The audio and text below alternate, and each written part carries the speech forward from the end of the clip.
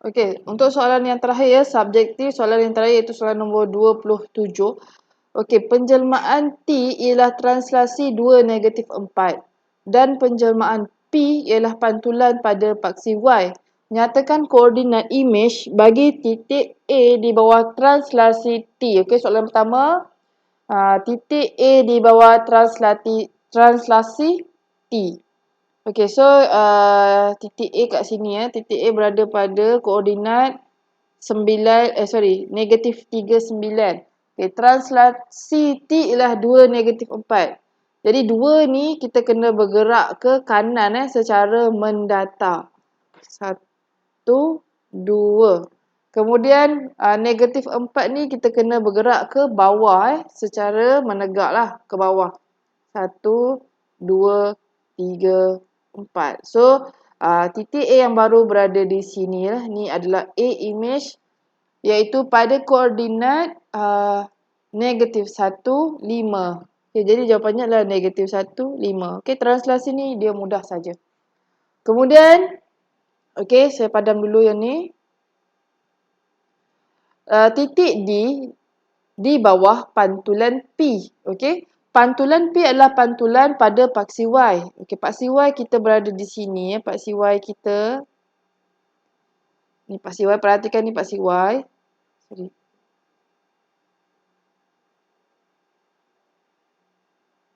Okey, jadi pantulan mestilah kena sama jarak objek ke pantulan, pantulan ke image mestilah kena sama jarak. So titik D kat sini, tengok berapa jarak dia? 1, 2, 3.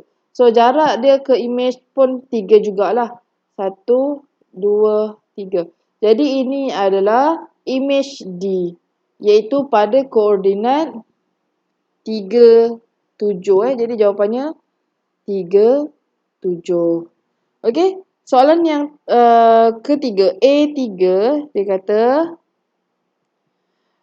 titik B di bawah gabungan penjelmaan TP. TP. Okey, bila dia gabungan penjelmaan ni, okey, TP, kita kena buat P dulu. Okey, kena buat P dulu. Jadi P adalah pantulan pada paksi Y. Okey, B kat sini jarak dia dengan pantulan hanya 1, jadi kita kena jaraknya sama 1 juga. Okey, ini adalah kat sini B yang pertama lah, image yang pertama. Kemudian yang kedua adalah translasi T. Translasi T adalah 2 negatif 4. Jadi kita akan gerakkan 2 ke kanan, 4 ke bawah. 1, 2, okey, kemudian 4 ke bawah. 1, 2, 3, 4. Okey, jadi ini adalah B image yang kedua iaitu pada koordinat 3, 5. Okey, jadi jawapannya 3, 5. Okey, soalan yang seterusnya dia kata EFGH ialah image bagi ABCD di bawah satu penjelmaan V. Dan JKLM ialah image bagi EFGH di bawah satu penjelmaan W. Okey, kita buat satu-satu dulu. Dia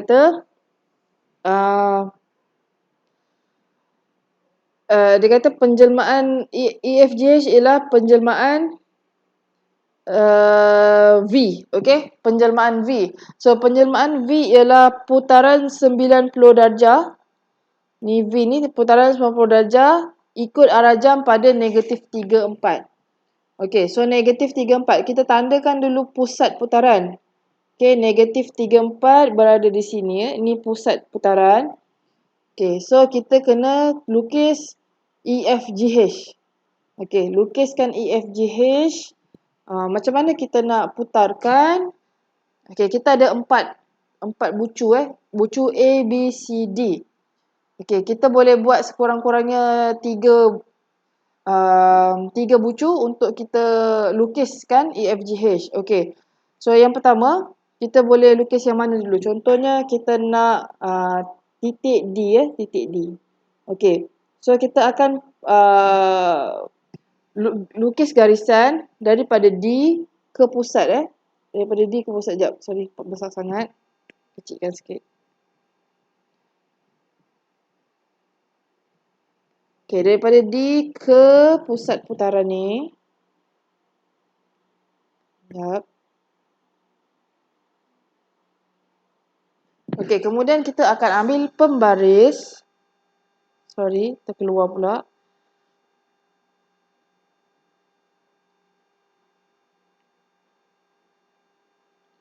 Okey.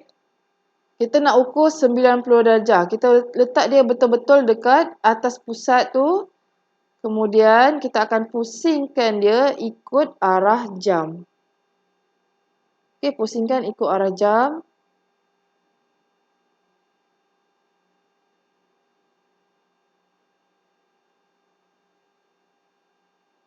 Okey, so kalau terpusingkan dia jadi macam ni lah. Ikut arah jam. Jadi 90 darjah tu berada dekat sini lah 90 darjah. Senang je nak tengok sebab dia memang ada kotak-kotak tu So, kita tengok jarak dia jarak daripada A ke pusat. D kita buat D tadi. 1, 2, 3. Jadi, mestilah 3 jugalah. 1, 2, 3. Jadi, ini adalah D yang baru, D image. Okey. Satu lagi yang mudah untuk kita tengok adalah titik A. Sebab titik D dan titik A tu dia berada pada satu garis lurus yang sama. Jadi kita boleh pindahkan titik A. Okey, 1, 2, 3, 4, 5. Okey, 5. Jadi jaraknya pun kena 5 jugalah. 1, 2, 3, 4, 5. Jadi A, okey, titik A berada di sini. Ni A image. Okey. So sekarang ni kita kena cari pula sama ada C ataupun B lah. Okey. So kita boleh padam dulu yang ni. Yang C dan D tadi kita dah dapat. Padam dulu.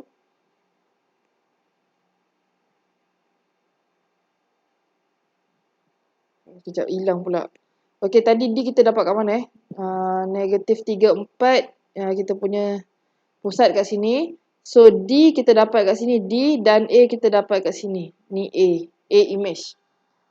Kita tak pakai D dan A image. Kita pakai E, F, G, H. Okey, tak apa. Kita tandakan sebagai D image dan A image dulu. Seterusnya, okey, C dan B. Sebab C dan B ni dia tak tegak jadi kita kena tengok betul-betul. Kita buat garisan. Daripada C kita buat C ke pusat putaran.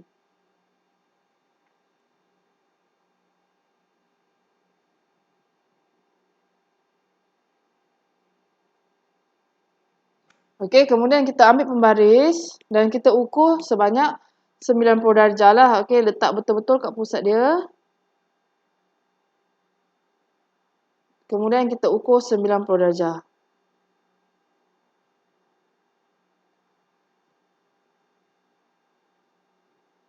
Okey, dia menghala ke sini. Jadi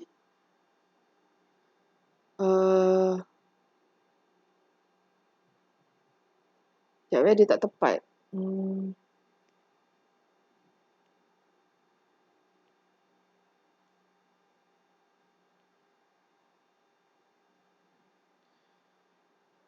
Sekejap.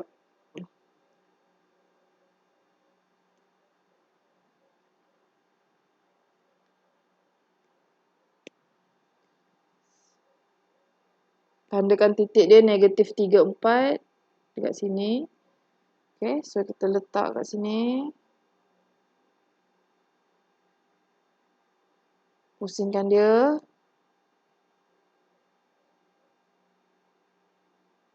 Okey, dan tandakan 90 darjah.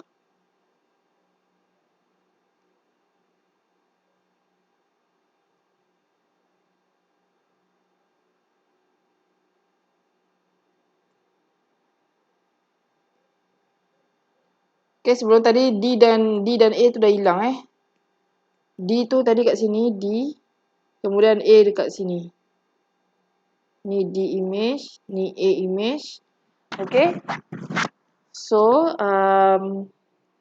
untuk C pula, okey C, kat mana dia punya C yang baru? Okey, kita tengok jarak antara C dengan D. Okey, C dengan D ni satu kotak je kan? Jadi Yang C image pun mestilah satu kotak je daripada D. So, jadi mestilah kat sini. Jadi C berada di sini. Ni C image. Okay. So kita dah ada uh, C image, A image dan D image. Kita cuba dulu untuk sambungkan titik-titik tu. Okay, saya padam dulu sekejap.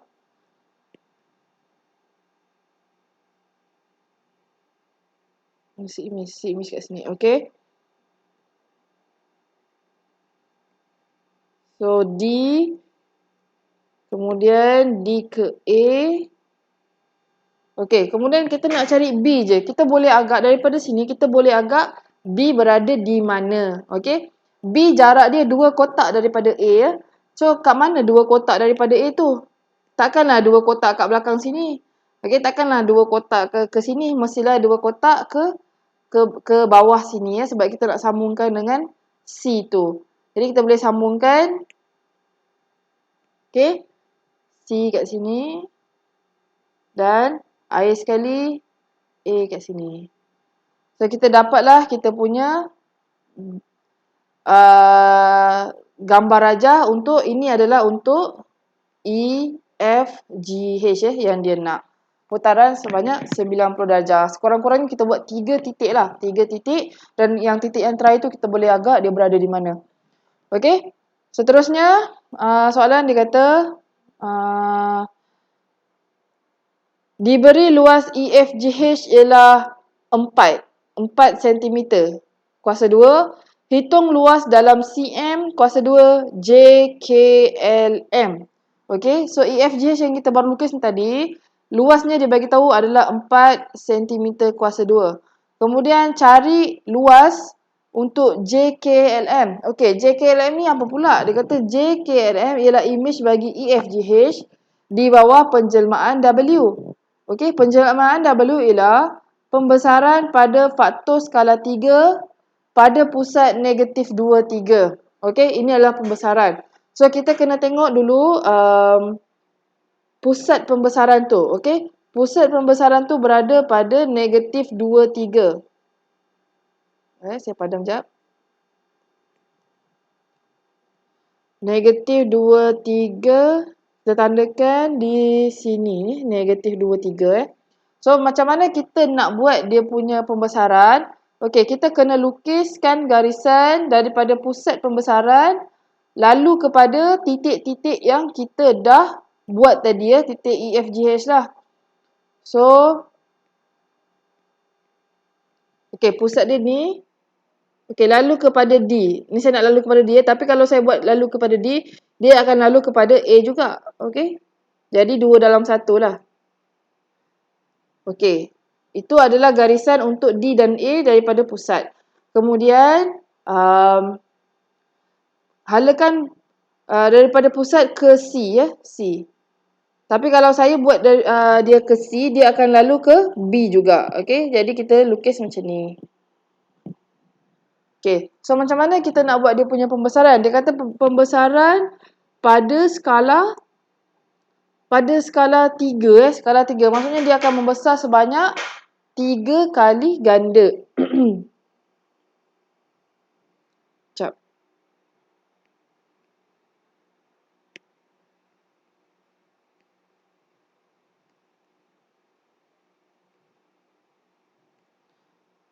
Sekejap saya nak padam. Okay, so kalau sini 1, sisi yang ni 1, dia akan membesar sebanyak 3 kali ganda. Tengok dekat mana yang garisan tu ada 3 kali ganda. Adakah garisan yang pertama ni 1, 2, mungkin saya salah lukis garisan ni. Jadi saya nak sekejap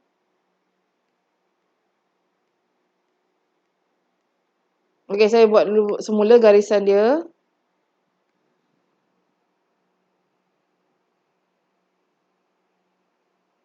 Okey. Baru betul. Okey, so berbalik kepada tadi. Okey, kalau kita tengok sisi yang paling kecil ada satu ni, satu jadi dia mesti membesar jadi 3. So kat mana dia membesar jadi 3? Dekat dalam lingkungan garisan yang kita buat tu, garisan merah tu. Kalau yang pertama ni 1, 2, tak sampai 3 yang ni. Jadi kat mana 3? Okey, so kita cuba cari lagi garisan yang seterusnya. 1, 2, 3. Jadi mesti ini adalah pembesaran sisi yang satu tu. So kat sini ni.